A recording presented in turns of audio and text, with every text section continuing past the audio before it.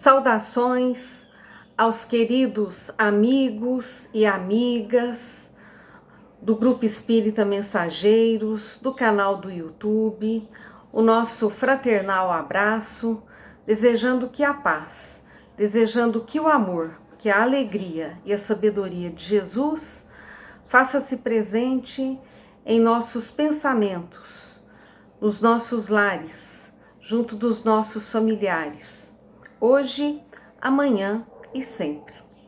Estamos aqui com muita alegria junto a vocês, nesses momentos em que buscamos, unidos e reunidos, aurir energias benéficas, restauradoras, renovadoras para o nosso corpo físico, para o nosso corpo espiritual. Já preparei aqui a minha garrafinha com água, porque enquanto aqui estamos reunidos, estamos rogando a espiritualidade trabalhadora do bem, do Grupo Espírita Mensageiros, dos nossos mentores em particular, para que possam magnetizar esta água com energias salutares, benéficas para nós, para os nossos familiares. Nesse momento, nós elevamos o nosso pensamento ao mais alto, agradecidos a Deus, nosso Pai, Pai de infinita bondade, infinito amor e infinita misericórdia. Agradecidos a Jesus, nosso Mestre, amigo incondicional das nossas vidas, agradecidos a Maria Santíssima, nossa Mãe, nossa intercessora, e rogando o amparo da espiritualidade maior, trabalhadora do bem, da espiritualidade amiga do Grupo Espírita Mensageiros e dos nossos mentores em particular, para que possam nos abençoar, fazer descer sobre nós energias de bom ânimo, energias de coragem, energias curativas para as nossas enfermidades, para os nossos problemas, e que nós possamos, pela misericórdia divina, os tê-los amenizados, curados, suavizados. É o que pedimos e desejamos para todos nós. E fica também a nossa vibração nesse instante para todos os nossos familiares, aqueles que residam conosco, aqueles que residam em outras casas, em outras cidades, que eles possam receber também essas energias benéficas, aqueles que se encontram no plano espiritual, que recebam o nosso carinho, a nossa gratidão e o nosso reconhecimento. E assim, amparados pela misericórdia divina, nós vamos iniciar as reflexões da noite de hoje. Nós tiramos a nossa reflexão parte do livro Coragem, no capítulo 18, que tem o título Misericórdia Sempre. E nesse capítulo, ele vai comentar sobre a parábola do bom samaritano que nós encontramos no Evangelho de Lucas. Vamos aqui rememorar a parábola que Jesus contou. A parábola é uma pequena história em que Jesus faz comparações, analogias, para facilitar o entendimento. Jesus, mestre por excelência, usava da sua didática para fazer-se compreendido por todos da sua época e por todos nós através dos tempos, né? No Evangelho de Lucas, nós encontramos lá que certa ocasião um doutor da lei levantou-se para pôr Jesus à prova e perguntou a Jesus: Mestre, o que preciso eu fazer para herdar a vida eterna? E Jesus pergunta a ele: o que está escrito na lei? E aquele doutor da lei respondeu, né? Ame o Senhor, seu Deus, de todo o seu coração, de toda a sua alma de todas as suas forças e de todo o seu entendimento, e ame o seu próximo como a si mesmo. E Jesus então redargue, né?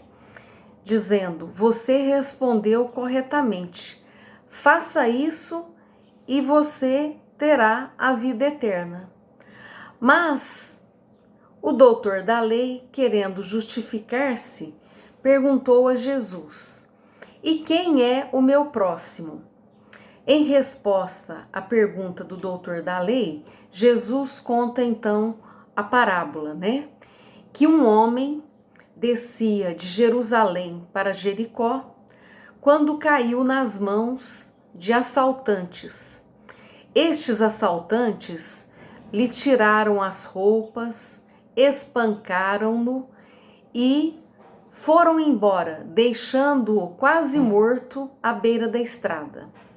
Aconteceu de estar descendo por esta estrada um sacerdote. Quando viu o homem ali espoliado, machucado, e o que faz o sacerdote? Passou para o outro lado, desviou do caminho, né? Para não ali se deparar com o homem, para não ajudá-lo. E depois também, por essa estrada, passou um levita, que era também um estudioso da lei. Quando chegou ao lugar que o homem estava, ele passou para o outro lado. Mas eis que passa um terceiro homem, que era um samaritano, que era chamado e considerado pessoa de má vida. Estava ali em viagem, e a parábola diz que o samaritano subia de Jericó para Jerusalém. E o samaritano, quando vê aquele homem à beira do caminho, que Jesus não fala se era rico, se era pobre, se era letrado, se ele era judeu também, ou se ele era de outra religião, Jesus não dá nenhuma, digamos assim, adjetivo para este homem. O samaritano, vendo o homem, aproxima-se dele, enfaixa-lhe as feridas, derrama nelas óleo e vinho. Cuida daquele homem, coloca aquele homem sobre o seu próprio animal, sobre o seu cavalo, e o leva para uma hospedaria. Lá cuida dele. No dia seguinte, deu ali ao estalajadeiro, né, ao dono da hospedaria, 2 dinheiros, 2 denários, e diz ao estalajadeiro: cuide dele. Quando eu voltar, eu lhe pagarei todas as despesas que você tiver. E aí Jesus pergunta: qual destes 3 você acha que foi o próximo do homem que caiu nas mãos dos assaltantes? E aí o doutor da lei diz: aquele que teve misericórdia dele, né? Respondeu o estudioso da lei. Então Jesus lhe diz: vá você e faça o mesmo. Olha que parábola importante de Jesus, onde ele fala, né, sobre o amor e a compaixão que nós devemos ter para com o próximo, não importa que próximo seja. E é interessante nessa parábola nós vermos lá pequenos símbolos, né? O samaritano subia de Jerusalém para Jericó. Subia de Jericó para Jerusalém. Jerusalém ficava num patamar mais alto, a nível do mar, né? E o samaritano subia. Além de Jerusalém ficar mais alto, ali geograficamente, simbolicamente, Jerusalém é o símbolo da religiosidade do povo judeu, da espiritualidade. Então nós vemos que o samaritano estava em ascensão, né? Estava num caminho de aperfeiçoamento. Neste livro, Coragem, nós encontramos uma passagem psicografada por Francisco Cândido Xavier e ditada pelo benfeitor Emmanuel, que Jesus, após ter contado a parábola, os apóstolos, os discípulos, ficaram ali examinando a conduta dos personagens da narrativa. E por que traçassem fulminativas reprovações em torno de algum deles, o Cristo prosseguiu no ensinamento para lá do contato público, de forma reservada aos discípulos. Então vejamos os apontamentos de Jesus reservadamente. Diz-nos então Emmanuel no livro Coragem: em verdade, acentuou o mestre, referindo-nos ao próximo, ante as indagações do doutor da lei à frente do povo, a lição de misericórdia tem raízes profundas. E aí diz Jesus: quem passasse naquele caminho, irradiando amor na estrada, onde o viajante foi ali, roubado, espoliado, ele teria um sentimento de misericórdia para com todos e de solidariedade, para com o homem ali à beira do caminho. Ele testemunharia a solidariedade do bom samaritano e encontraria quem tivesse misericórdia no seu coração, compaixão no seu coração, amor no seu coração, encontraria mais amplos motivos para compreender e auxiliar.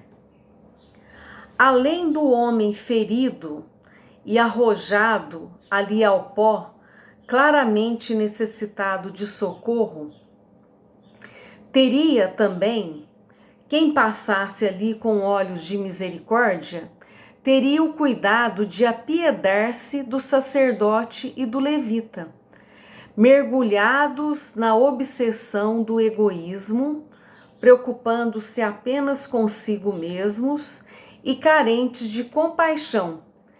E este observador simpatizar-se-ia com o hoteleiro, o dono da estalagem, endereçando a ele pensamentos de bondade que o sustentassem no exercício ali da profissão, e também este observador que tivesse verificando a situação e que tivesse compaixão e amor no seu coração, ele também compadecer-se-ia dos malfeitores, orando por eles, para que se refizessem perante as leis da vida, e tanto quanto possível ampararia a vítima, que foi agredida pelos ladrões, estendendo igualmente as mãos operosas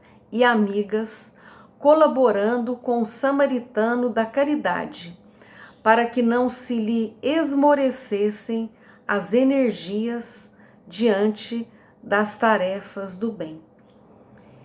E diante dos companheiros surpreendidos, Jesus arremata, Para Deus, todos somos filhos abençoados e eternos, mas enquanto a misericórdia não se nos fixar nos domínios do coração, em verdade, não teremos atingido o caminho da paz, o caminho do amor, que está no reino de Deus. E por falar em reino de Deus e reino do amor, eu encontrei também uma mensagem muito significativa trazida a nós também pelo benfeitor Emmanuel e de Chico Xavier em outro livro, que analisa os textos do evangelista Marcos. Marcos, lá no capítulo 1, versículo 15, nos traz assim uma frase de Jesus que está completado o tempo e está próximo o reino de Deus. Arrependei-vos e crede no Evangelho. Evangelho como boa notícia. Que boa notícia? Notícia de que somos criados por um Pai bom, amoroso, misericordioso e justo.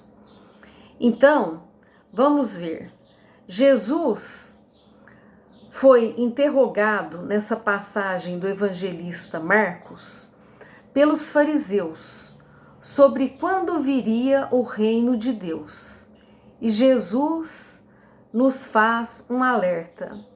O reino de Deus não vem com aparência exterior. Alguns dirão: ei-lo aqui, ei-lo lá, mas o reino de Deus está dentro de vós, está dentro de mim, está dentro de você, está dentro de nós. Olha que passagem significativa.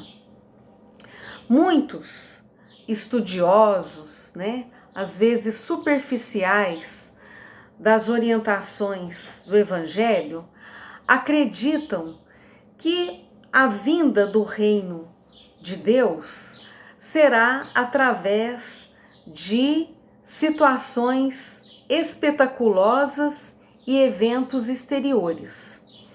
Muitos esperam o reino de Deus por intermédio de cataclismos inomináveis e mentalizam telas de destruição, maremotos, terremotos, raios destruidores a se derramarem do céu. Multidões amotinadas, promovendo devastações e ruínas. Bombas fulminantes, Então, há muitos crentes que imaginam o reino de Deus vindo desta forma. Mas Jesus alertou: o reino de Deus não vem com aparência exterior, E muitos contam com situações absurdas, com o fantástico, para que se sintam no portal da grande transformação. É sem dúvida que nós podemos passar por flagelos naturais, ainda relativos ao nosso patamar de mundo de provas e expiações. Podemos passar por enchentes, podemos passar por secas, mas vamos voltar a Jesus. O reino de Deus está pronto e o reino de Deus está dentro de vós. Então, vejamos o que orienta Jesus. O reino de Deus está, sim, dentro de nós.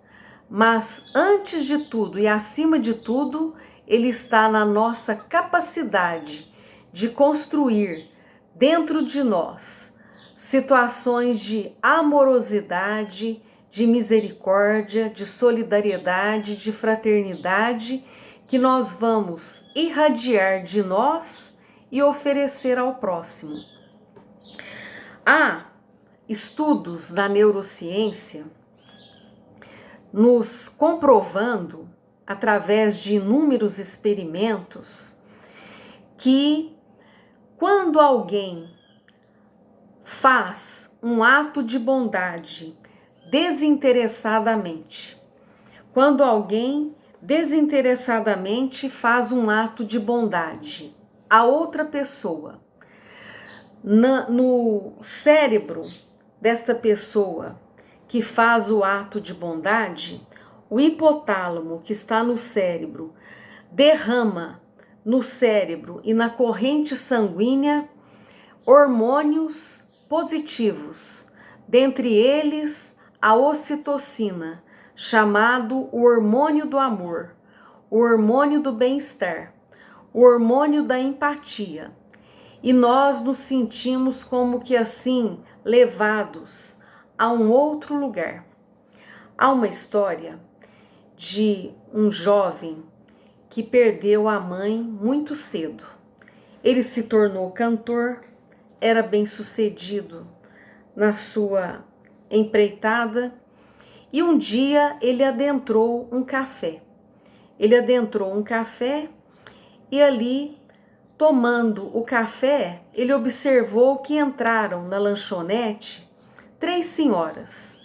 E ele sentiu no coração dele uma vontade de tomar um café com a sua mãe. E ele, lembrando-se de várias orientações, de estudos da neurociência, disse de si para consigo: ora, a sua mãe não está aqui para você tomar um café com ela, mas pague um café para aquelas senhoras. E assim ele fez. Ele se levantou, se apresentou às senhoras e disse: olha, quando vocês adentraram aqui, a minha mãe já faleceu. Mas quando eu vi as senhoras, eu me lembrei da minha mãe e senti uma saudade, né? E uma vontade de tomar café com ela. Em agradecimento, né, por essa lembrança que vocês causaram em mim, eu queria oferecer e pagar o café de vocês. Quando ele disse isso, uma senhora levantou-se, estava sentada à mesa, levantou-se e foi até ele e disse assim: rapaz, posso te dar um abraço? Porque você lembra muito o meu filho. E o meu filho faleceu na semana passada. E eu gostaria de te dar um abraço de mãe, como eu daria ao meu filho. E ela vai então no encontro dele e ele a abraça e os dois ficam ali abraçados por alguns segundos e se fosse feito ali um exame do PET scan, veria-se que os dois, tanto aquela senhora como aquele cantor, foram assim banhados pelos seus cérebros de ocitocina. As senhoras que assistiram à cena também foram banhados de ocitocina. Quem com atenção escutou eu contar a história, também está banhado de ocitocina. Nós fomos criados para o bem e para o belo, como disse Sócrates, e fomos criados para o bem e para o amor. Fazer o bem nos faz bem. Assistir o bem nos faz bem. E falar sobre o bem é o maior bem que podemos fazer depois do bem. Por isto, acredito eu que quando Jesus disse e orientou: o reino de Deus está dentro de vós, o reino de Deus está dentro de nós, porque Deus, como disse Paulo de Tarso, não vos conformeis com o mundo, não se conforme com o mundo, mas transformai-vos pela renovação do vosso entendimento, para que experimenteis qual seja a boa, qual seja a perfeita e qual seja a agradável vontade de Deus para a sua vida. A vontade de Deus para a nossa vida é boa, é agradável e é perfeita. E o reino de Deus está dentro de nós, está pronto. E para acionar esse reino de Deus, esse reino de amor, basta que nós façamos aquilo que Jesus nos ensinou: praticar o bem, praticar o amor, praticar a solidariedade, praticar a indulgência, praticar o perdão, praticar a cooperação, praticar a compreensão. Jesus muito bem orientou: o reino de Deus não vem com aparência exterior. Talvez por conta disso, que na oração de Francisco de Assis, nós encontramos lá, após a rogativa: Senhor, fazei de mim um instrumento de vossa paz, muito bem colocou Francisco de Assis: compreendendo, seremos compreendidos. Primeiro nós compreendemos e seremos compreendidos. Perdoando, seremos perdoados.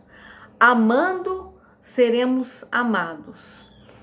E vivendo esta vida, que é a verdadeira vida, que é uma vida de paz, é uma vida de fraternidade, onde nos olhamos a todos como irmãos, nós acessaremos, nós ascenderemos, no sentido de ascender de luz e ascender, de alcançar esse patamar do reino de Deus que está dentro de nós. E aí se cumprirá na nossa vida as bem-aventuranças que Jesus disse lá no Sermão da Montanha. Bem-aventurados, felizes os pobres de espírito, porque eles verão a Deus. Bem-aventurados os que choram, porque serão consolados. Bem-aventurados os mansos, porque herdarão a terra. Bem-aventurados os misericordiosos, porque alcançarão misericórdia. E misericórdia nós devemos ter sempre.